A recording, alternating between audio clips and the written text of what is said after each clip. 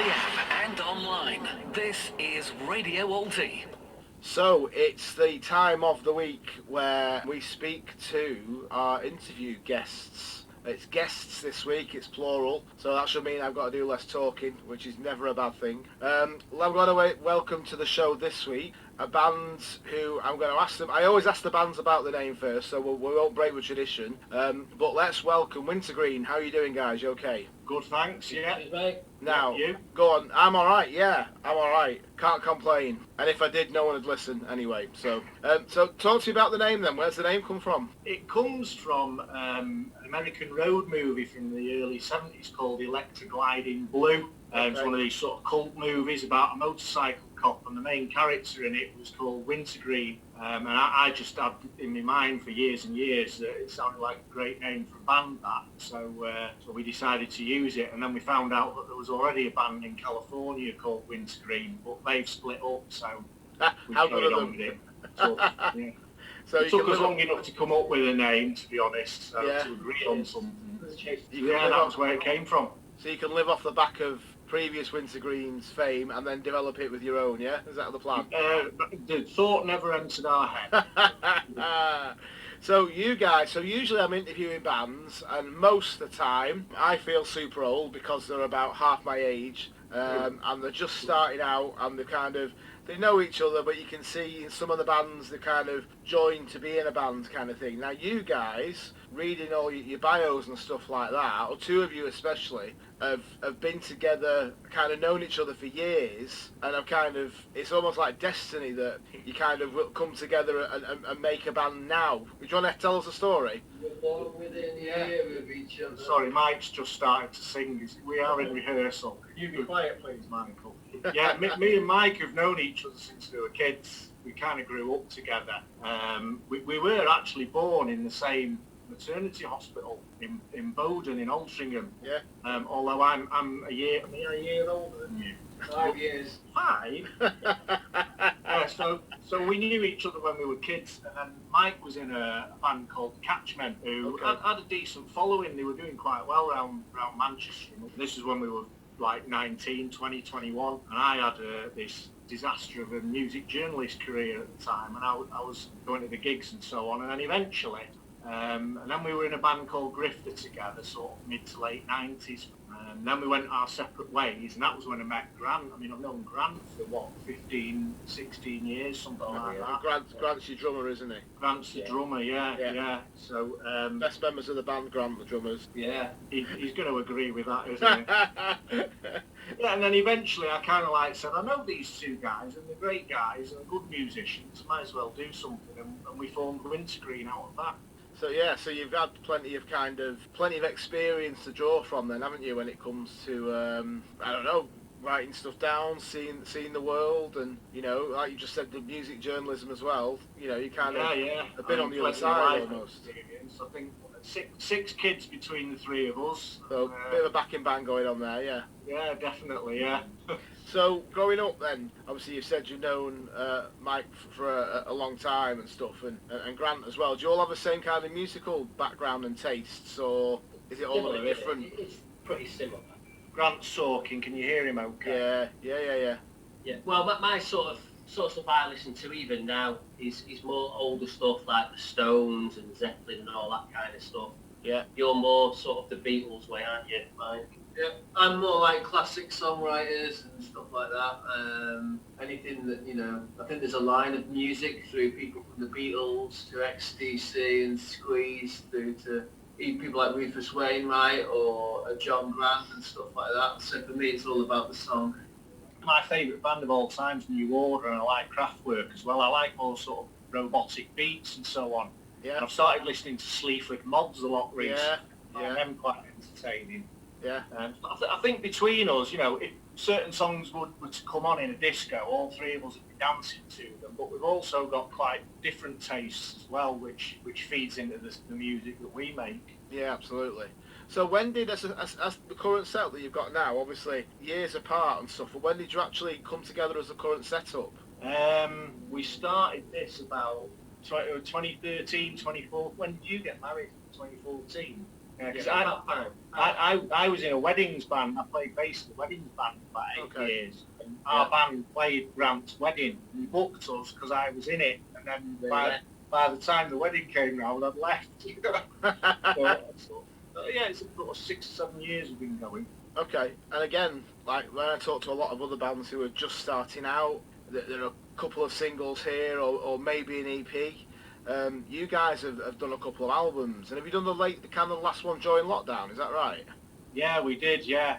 This is our 4th one, isn't it? Yeah, we're 4 albums in. Okay. This one, it was very different because of lockdown. We hadn't actually rehearsed any of the songs together. We were all obviously in our separate houses, playing our stuff separately and sending it in to the producer, a guy called Peter Lee, and he basically mixed it all together. So it has been very, very different. The 3 previous albums, we more or less played them live and then mixed them and overdubbed them, you know. Yeah. But this has been sort of put together like building blocks. But it's fantastic. It's come out really good. We're very pleased with it. Yeah, the producer's done a really good job, hasn't he? Yeah.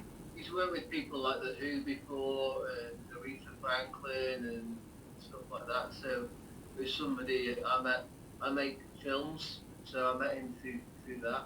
Right. And the weird thing is about this album, it's actually currently relatively big in Mexico. I'm all place because I was shooting a film out there. I was there for 2 months, and it got on the equivalent of Graham Norton in Mexico. Right. Okay.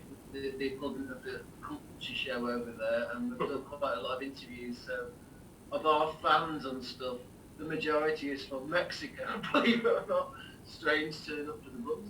Just looking at your Spotify and where your most listeners are, and you're right, you've got Mexico City, followed by Guadalajara, which is also Mexico for people who don't realise, and then Manchester. I mean, there's not much difference there, then, is there? And then at the bottom of the 5 is Monterrey, which is also Mexico. So, we're all taking Spanish lessons now. We're going. No word of a lie. We're going. Why not? You've got to kind of exploit it, haven't you? Exactly, yeah. So, this current album, when did it come out? Where could people listen to it? What's your favourite track? Do you have one? That is a difficult question. It changes for me, like month to month, really, as I'm listening to it. But it started off, my favourite track to begin with was always, Different Times was my, initially when we started playing through with the demos and stuff like that. Yeah. Different Times was always my favourite. I like the way it builds up everything, but I've really got into Liquid Gold and Twice as Strong. Yeah, I think Liquid Gold is the one that we played a couple of weeks ago, I think. Yeah, it is, yeah. The good thing, I think, with the album is I like to make music where every track is different, and I think there's different feels on each of the tracks. And I think that's one of the interesting things about the way it was recorded, because it wasn't like a straight 3-piece playing it. It was more a little bit of thinking, how do we do this? And starting from that way up. And so, for me, I'll be with Grant, and I love Different Times. But it's also an interesting song. It's about growing up as a kid or an adult, and I like the vibe. It's an unusual feel for it. But then there's other tracks that I kind of almost didn't like, or we went in a different direction for, that grow on you. And I think that's a nice thing about an album that you do or that you listen to, that sometimes it's not the most obvious thing that hits you over the head, but sometimes you like to play it on to. And in fact, one of the tracks is going to feature in a film that soon, that's coming out in August, called The Pebble and the Boy, which also features the music of Paul Weller, and Secret Affair, lots of mud bands. Is that all with Manny? That's with Manny in, and it's got Patsy Kensit in as well. Right. So there's different links in for each of the tracks too. Yeah, no, that's really cool. That getting your music into a film is a good selling point for you. Yeah, of course it is. Yeah, absolutely. No, definitely. Right, let's stick one of them on. I'm going to put you on the spot now. Which track shall we put on? So the album's called Framed, isn't it? Yes, it is. Yeah. Right. So what shall we put on? Pick one at random now. Well, I'm going to pick one.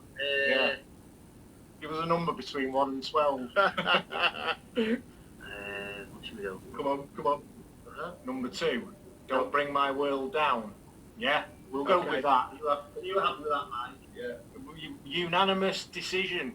Okay, Don't Bring My World Down. So here we go. You've heard all about them. Let's hear one of the tracks. So this is track 2 off the album Framed. And remind me what it's called again? Don't Bring My World Down.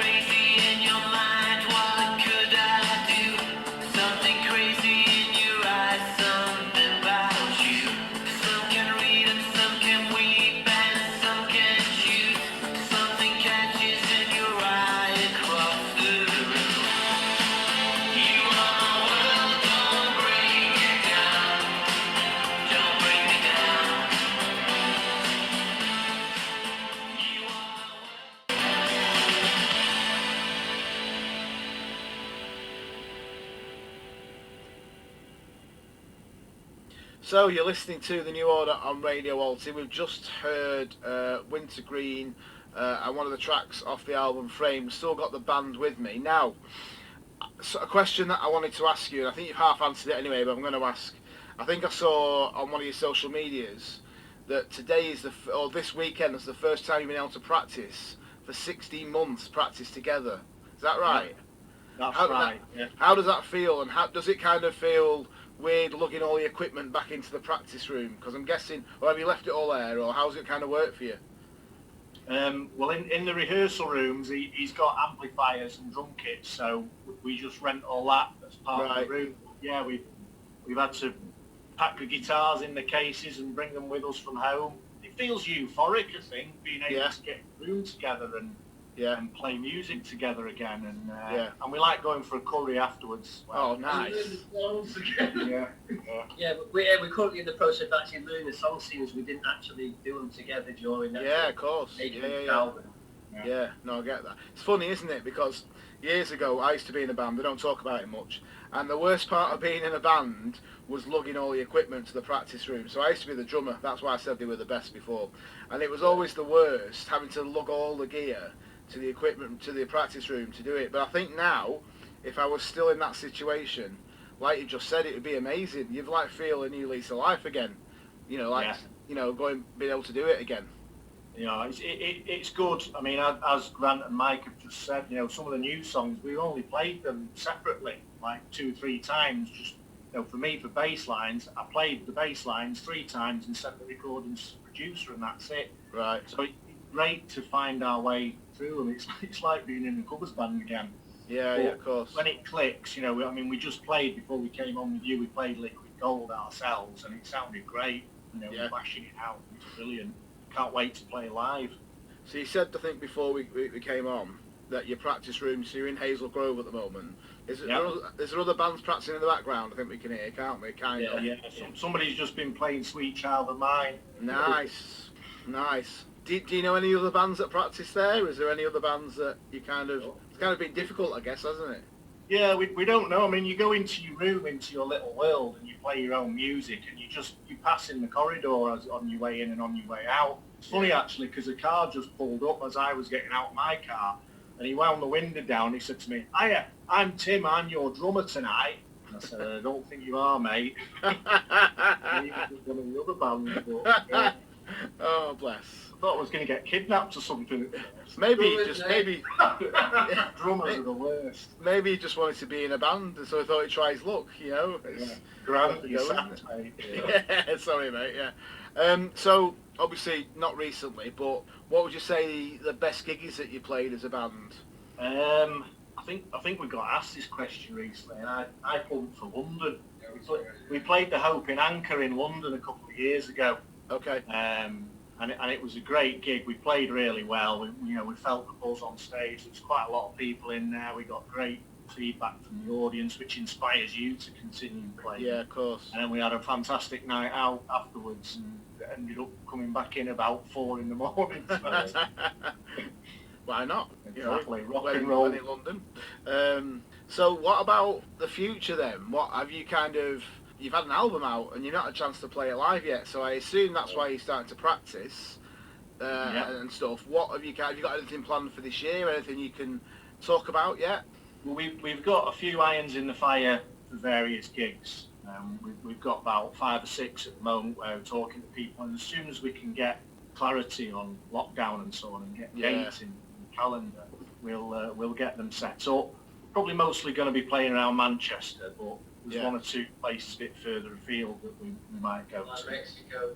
Mexico's definitely. I'd love to go to London again as well. There's opportunities there. So it's just about playing live because in fact our 3rd album, we brought that out in January 2020. So that was only out a couple of months when we had the original lockdown.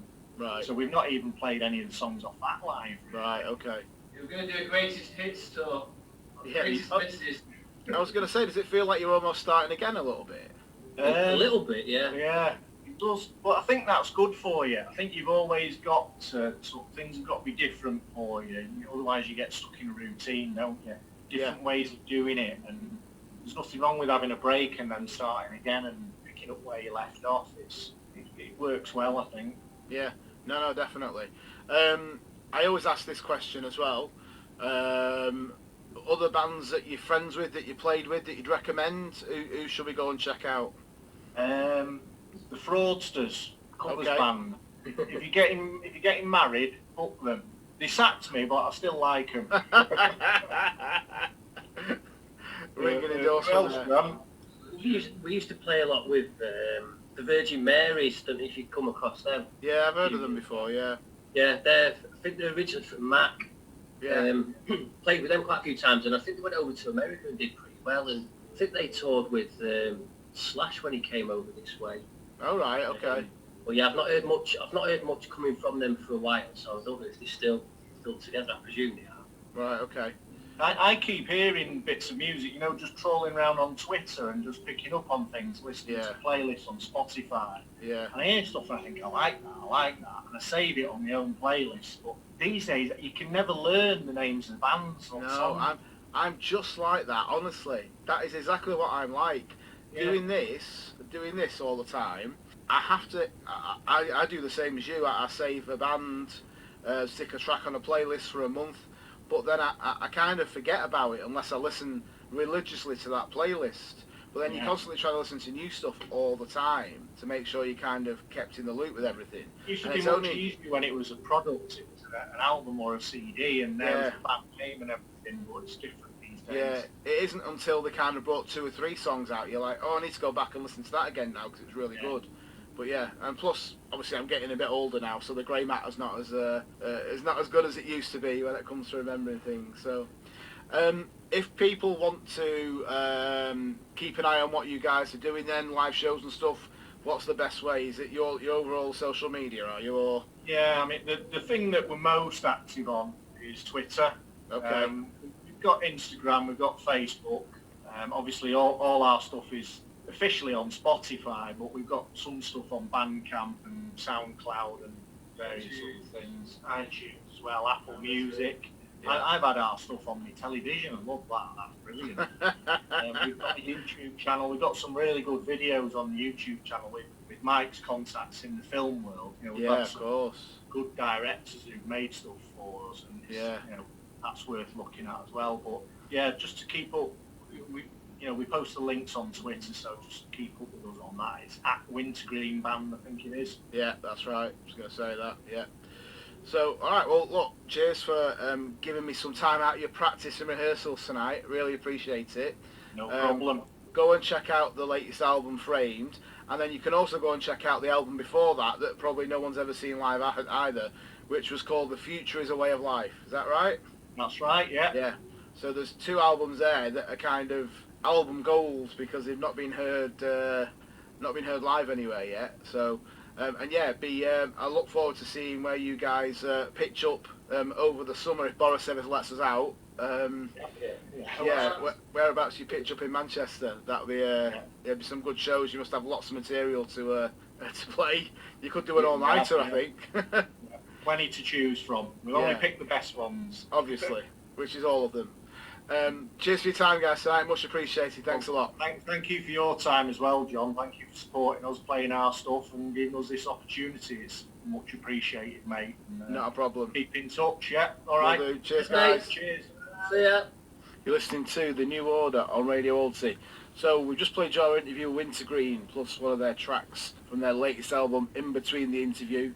Great set of lads. The interview was actually conducted while they were in a practice room, so we can hear some background noise of other bands and stuff like that. That is why, because it was actually, they were in their practice room.